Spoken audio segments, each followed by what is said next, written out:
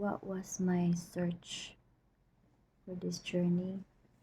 What was the thing that I struggled? It was the search of why I have no desire, why I wasn't so happy, why I feel like I'm just dreaming. When I was awakened, it was it was good, you know. I learned something. I think probably the most helpful for me was energetics, like how to heal yourself and how energy works. Not all of it that I learned, no. It's just that the basic concept of knowing how the energy would work for the body.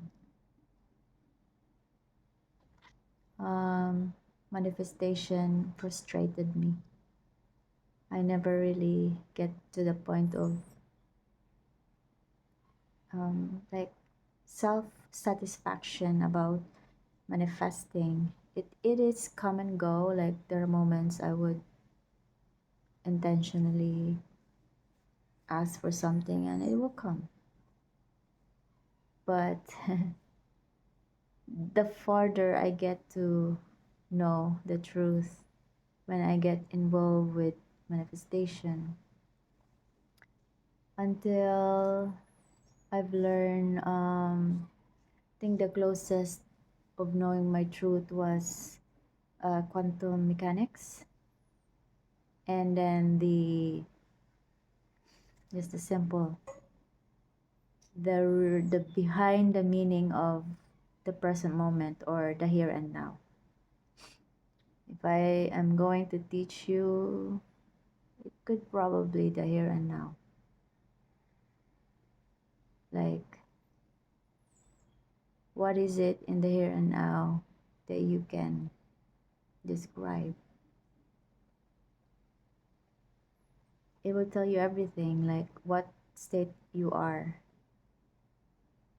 Are you in a state of peace, calm, happy? And it will tell you everything that you need to know in the state of your being. Like for me, I was floating, like dreaming, like not knowing who I was. Though I know the concept of I am, but not in a deeper level. So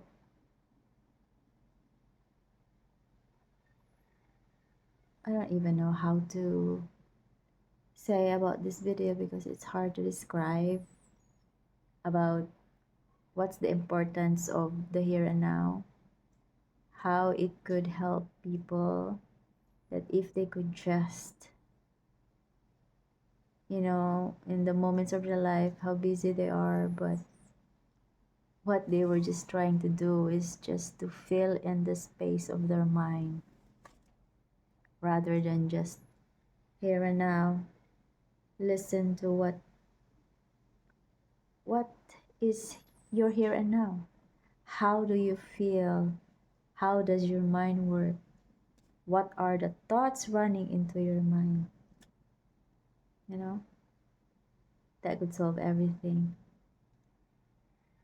The thing about it before is that if I can control my thoughts, and that's it, right?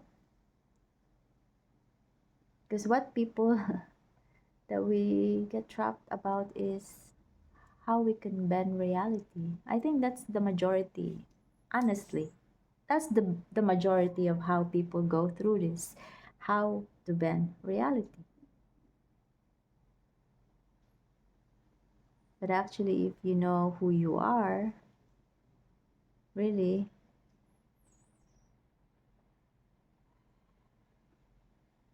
but because of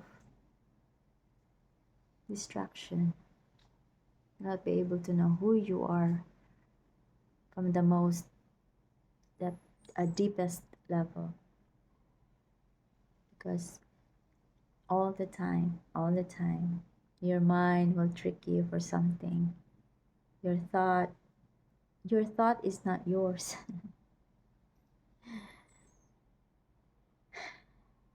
Somebody else's thought running behind the background.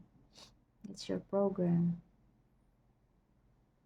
But as soon as you realize what's going on in your mind's field,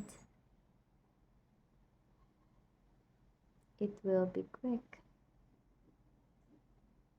So you will paying attention and you'll be doing intention. And then instantaneously everything will fall into place. But um, but everyone has its own journey. Why these things happen to all of us, you know? It's a it's a beautiful experiment of the awareness. How yourself as an awareness can remember the journey. I think for me that's really it. Like, you know, is that how magical things are?